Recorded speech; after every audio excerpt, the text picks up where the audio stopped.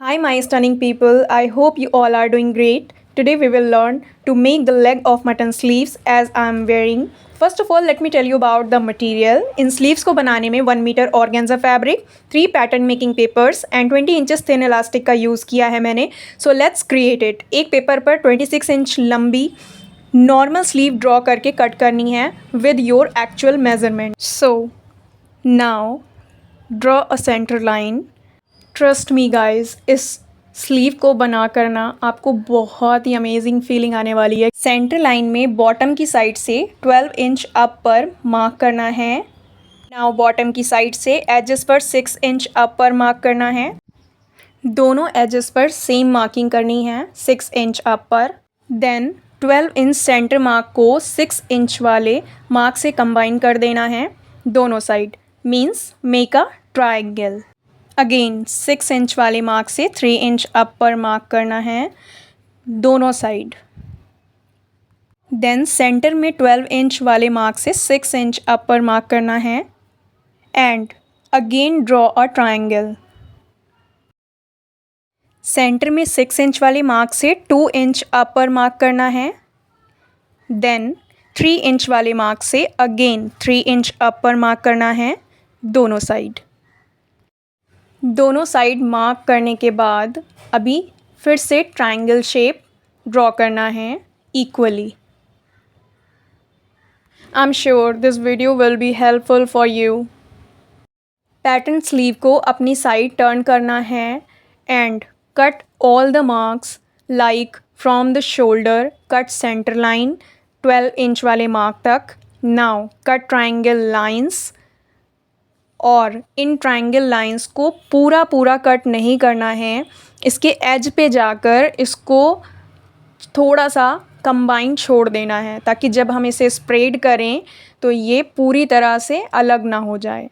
अभी स्लीव को फिर से घुमाकर इसके दूसरे साइड के भी ट्रायंगल लाइंस जितने भी हैं उनके एजेस को छोड़ते हुए इसे कट कर लेना है.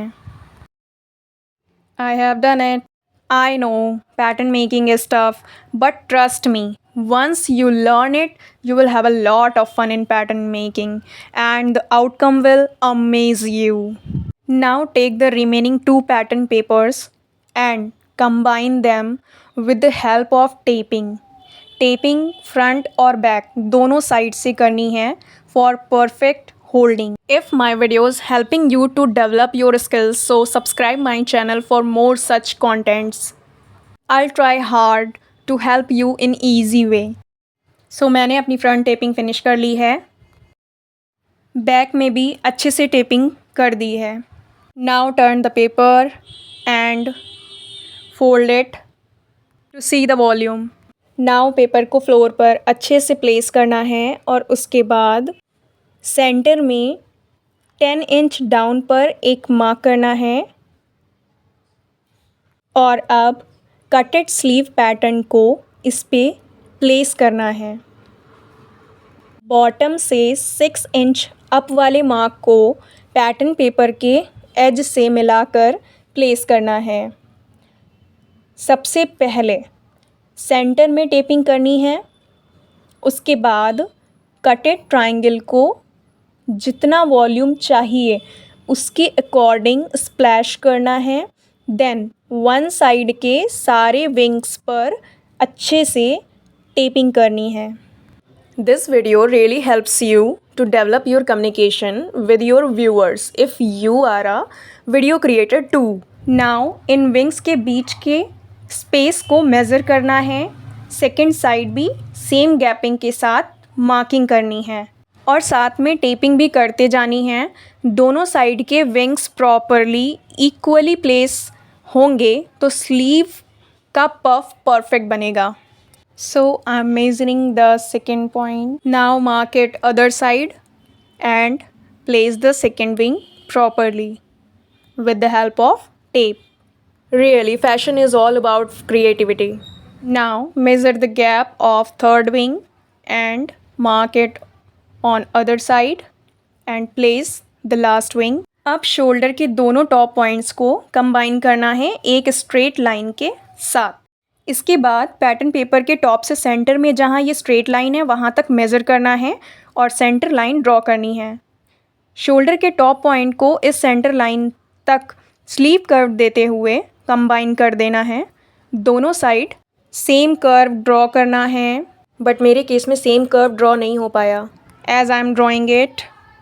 दोनों साइड का कर्व अगर बराबर होगा तो स्लीव का पफ बहुत ही अच्छा बनेगा।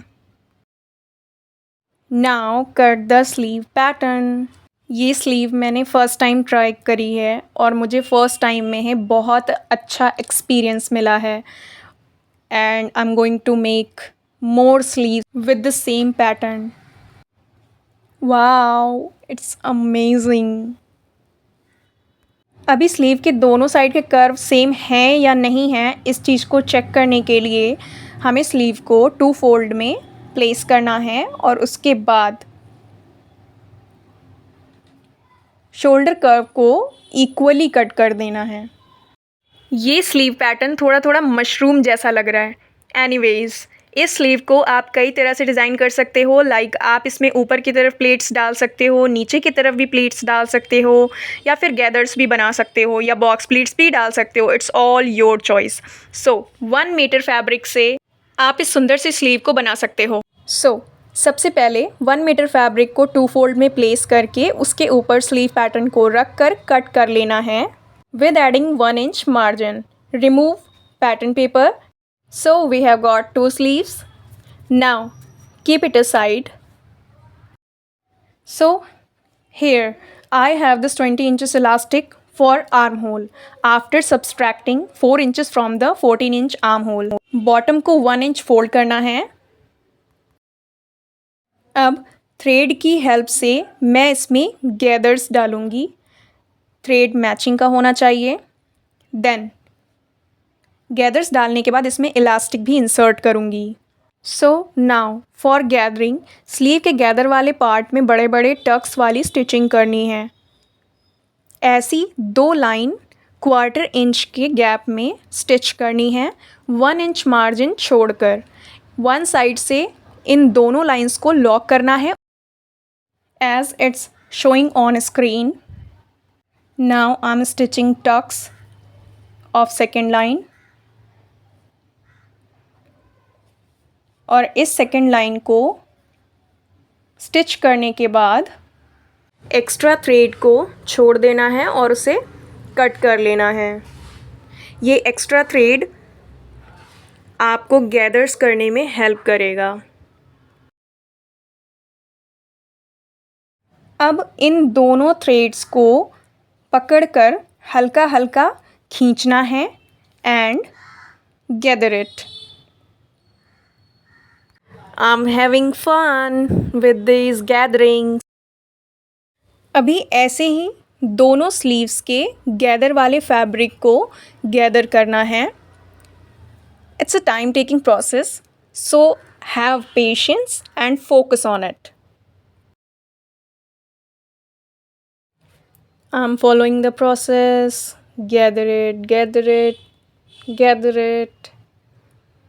इस लेंदी प्रोसेस को भी मैंने बहुत इन्जॉय किया बिकॉज़ जो आउटकम था वो बहुत ही अमेजिंग था और आप भी देखोगे आउटकम सीरियसली बहुत परफेक्ट था। तभी आपको ना ये टाइम टेकिंग प्रोसेस भी लेंदी नहीं लगेगा। अभी ये मशरूम शेप थोड़ा थोड़ा फ़िश के शेप में लग रहा है। बाय द वे, अभी जितना आर्म होल राउंड है उसमें 4 इंच प्लस करना है। लाइक मेरा राउंड 14 है तो मैंने इसमें 4 इंच प्लस करके 18 इंच का स्लीव में गैदर बनाया है, क्योंकि मैं इसमें इलास्टिक भी इंसर्ट करूँगी। सो 18 इंच में 2 इंच मार्जिन प्लस करना है। टोटल 20 इंचज़ का राउंड रेडी करना है। Now measure it.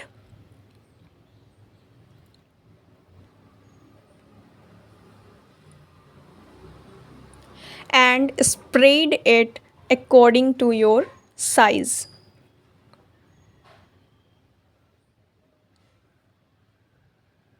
Yeah, I got it. Now cut the spear thread and tie it for exact measurement. इससे आपके जो गैदर्स हैं वो इधर से उधर मूव नहीं करेंगे। और स्टिचिंग के टाइम भी आपको इसे बार बार एडजस्ट नहीं करना पड़ेगा। मैंने ब्लैक कलर की नेट से ये बायस स्ट्रिप्स कट करी हैं आर्म होल के एजेस को हेम करने के लिए। क्योंकि मैं ये अटैचेबल स्लीव्स बना रही हूँ इसलिए मुझे इसके एजेस को हेम करना इम्पॉर्टेंट है, और क्योंकि ये ऑर्गेन्जा फैब्रिक है तो इसमें थ्रेड भी काफ़ी ज़्यादा निकलता है, इसलिए भी इसे हेम करना ज़रूरी है। मैं इसी बायस स्ट्रिप को फोल्ड करते टाइम इलास्टिक को भी साथ में ही स्टिच करूँगी। मैंने रफ सी फिटिंग लगाकर स्लीव को रेडी कर लिया है। अभी इसमें परफेक्ट मेज़रमेंट वाली फिटिंग लगानी है। सी इलास्टिक को मैंने नेट के साथ ही स्टिच कर दिया है और कितनी ज़्यादा फिनिशिंग आई है। It is looking nice. मैंने स्लीव बॉटम 4 इंच का रखा है। अभी 12 इंच तक एक स्ट्रेट लाइन ड्रॉ करनी है और या फिर 12 इंच पर एक मार्क लगाना है, और उसके बाद सेंटर पॉइंट से 6 इंच का मार्क लगाना है विड्थ में। अभी 6 इंच वाले मार्क को नीचे बॉटम के 4 इंच वाले मार्क से स्ट्रेट मिला देना है। उसके बाद 10 इंच से थोड़ा सा कर्व देते हुए आर्म होल की साइड ले जाकर मिला देना है। Here my both the leg of mutton sleeves are ready. So now I'm gonna show you how to wear it. Oh wow, it's crazy.